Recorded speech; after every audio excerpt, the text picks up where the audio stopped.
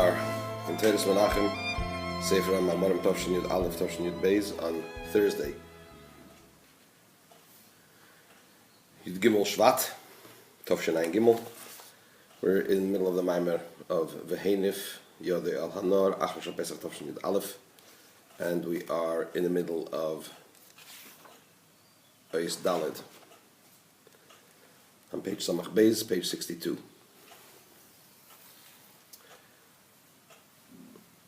We are learning about Mashiach and the fact that Mashiach will be Meirech V'doyin, will judge through his sense of smell, because the idea of smell is that it reaches to the highest and deepest levels of the neshama. And in Sfiris we're talking about reaching the very innermost dimensions of Pnimius Atik, the innermost dimensions of the inner aspect of Keser. That is why, that is why when Mashiach will come, there's going to be the splitting of the river. Because just like before Matan Torah, there was the splitting of the sea, of the Yam Suf, as a preparation to Matan Torah. It wasn't for the purpose of saving the Jews, necessarily, because the Jews in fact came up on the same side, or rather wasn't for the purpose of crossing the sea. We learned to come on the same side, by the way, but what word, how they learned that? If one relates to that. I don't remember exactly at the moment, but I believe it's because of the Masoas. If we look at the travels, where the Torah identifies where they traveled, it becomes clear that it was on the same side.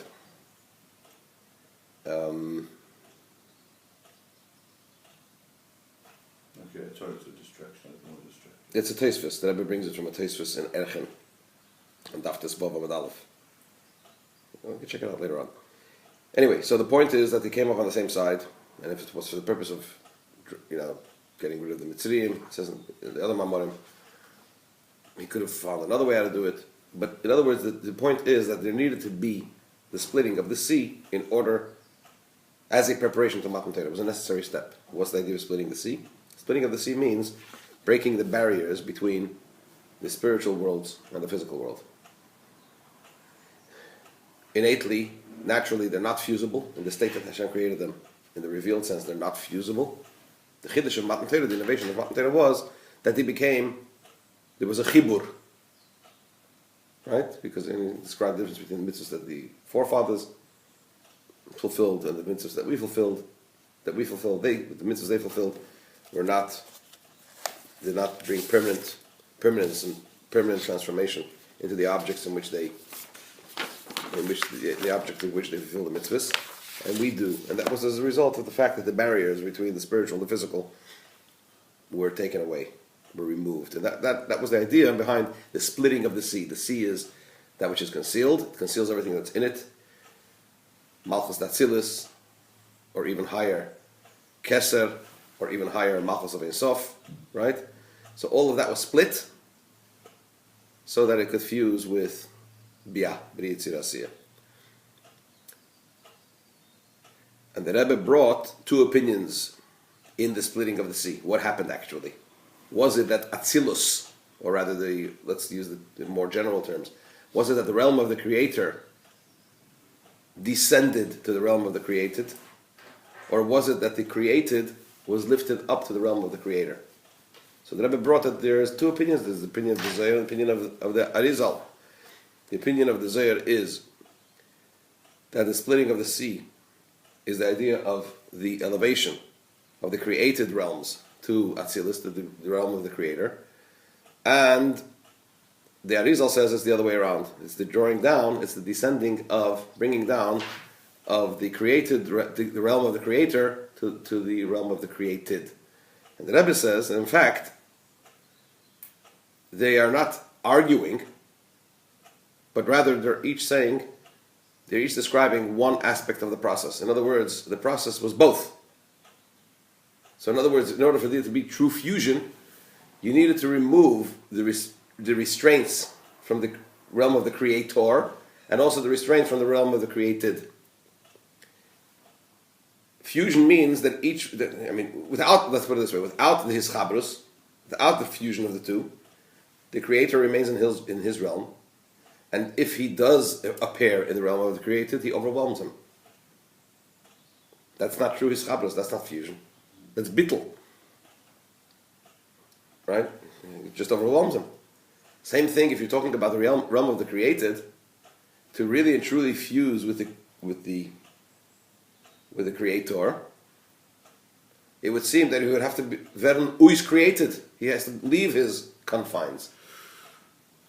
Otherwise, those are restricting features. So the idea is that what happened was the rules were taken away.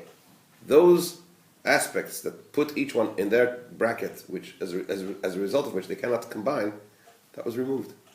Presumably those barriers are part of the design plan. Absolutely. So that Absolutely.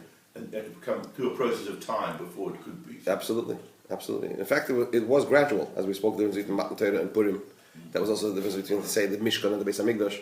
The Mishkan, you still had the roof of the Mishkan made out of the skins of animal, chai. The walls made out of, let's say, meach, wood, and the sockets made out of daimon, the inanimate, the silent. Still some type of seder v'hadroga, some type of hierarchy. Whereas the Beis HaMikdash was completely out of stone. So you find these. It was wood. Sorry? It was wood. The Beis HaMikdash was completely out of stone. In fact, you were not allowed to show any wood whatsoever in the Beis HaMikdash. It was a prohibition. I thought there was wood. Otherwise, what burnt when they burnt the Beis HaMikdash? Stone doesn't burn. It's wood. They figured out what to do, but you were not allowed to have any wood protruding from the Beis HaMikdash at all. You could not have built a roof that size without wood, because stone doesn't work in tensions. Anyway, it's Okay. compression. You need wood. Perhaps maybe embedded within it, but certainly exterior, Yeah, it was all stone. 100%. In fact, when Shlomo Melech describes how they built it, he describes a lot of, if you take a look at even if you take a look at the Kaisel HaMaravi, for example, you see those massive stones. Anyway, be that as it may, this is the inyan. And then he says this is also the difference between the two types of avodah, how a person serves Hashem, whether a person serves Hashem in the mode of godliness is everything or everything is godliness. And as is known, this is the difference between the Magid and the Alter Rebbe. What is that? The closest thing that I found was a difference between the Alter Rebbe and the Malach, who was the Magid's son. I'm not quite sure what the reference is to the difference between the Magid and the Alter Rebbe. The reference refers to Samach Vov and Teres Shalom. In Samach Vov and in Teres Shalom, there is a mimer, and I guess a sikha, or anyway, there's a mimer of the Rebbe Rashab, where he brings the following statement. He says,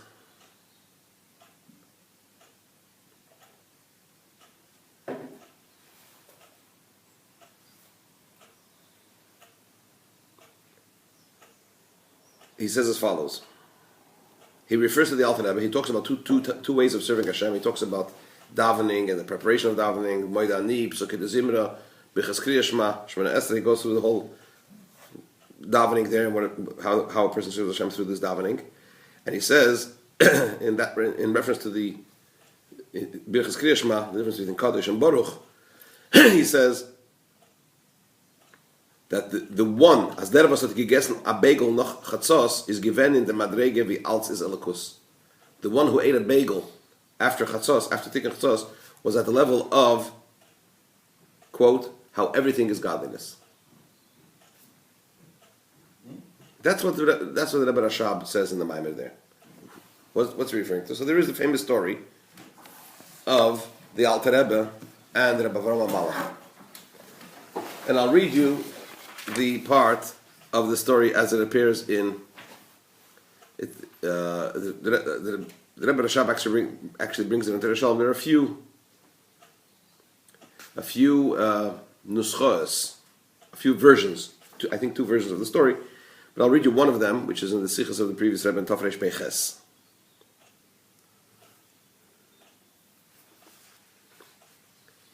And he prefaces it by saying, generally, this is, in the context of what he's describing, he says, this is generally the difference between the Malach, the Bavram HaMalach, who was the son of the Maggid and the Alter Rebbe. The Malach had no shaykhis, no connection to the world at all. He was mufshet, he was completely undressed and removed from the world. Whereas the Alter Rebbe, his Aveda was dafke specifically in the world. And he says this is one of the reasons why, in fact, the Alter Rebbe was zeicha, when the Maggid passed away, he merited, during the Tahara, during the process of purification, he was zeicha to the Tahara of the Maggid's head, Reishi Kesem Paz, for two stories. One of them is as follows. The first one, I'm just going to say it in brief, is the famous story of the Pinchas Koritzer, and the fact that he found that once there was a page of the Chassidus of the Maggid lying around, and not in a respectable way, and the Pinchas Koritzer was makpid.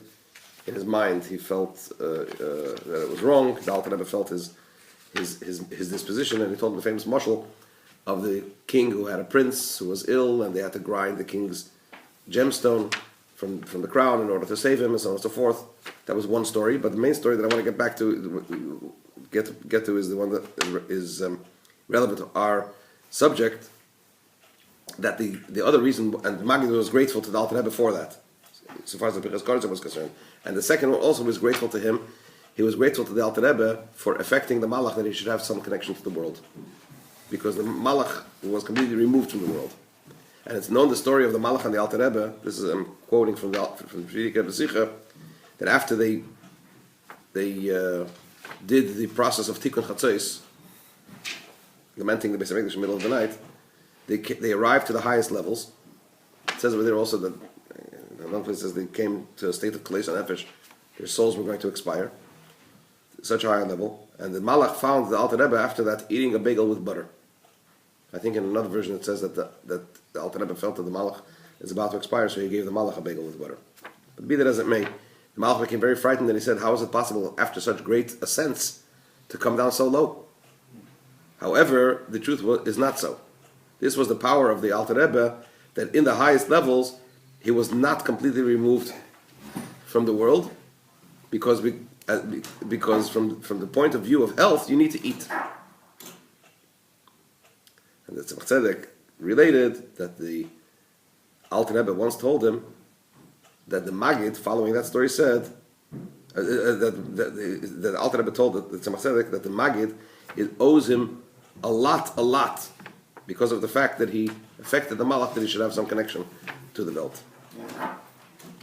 So the bottom line is that in reference to the Alter Rebbe and the Malach, make that fusion. correct.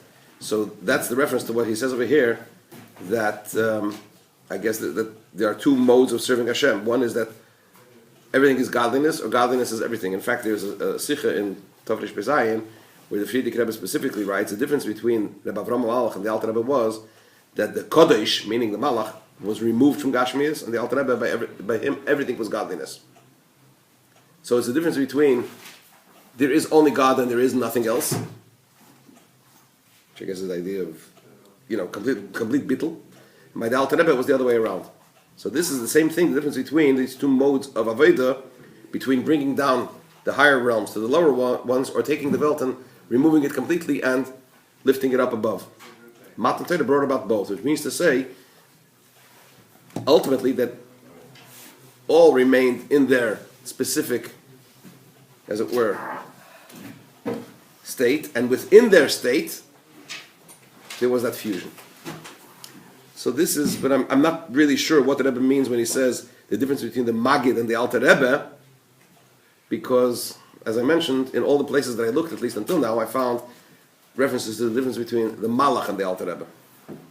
But the Nekuda is basically this, that it's the difference between being mufshit, removed completely from the world, being mevatel Welt doesn't exist, world doesn't exist, or the other way around, bringing it down, lamatel.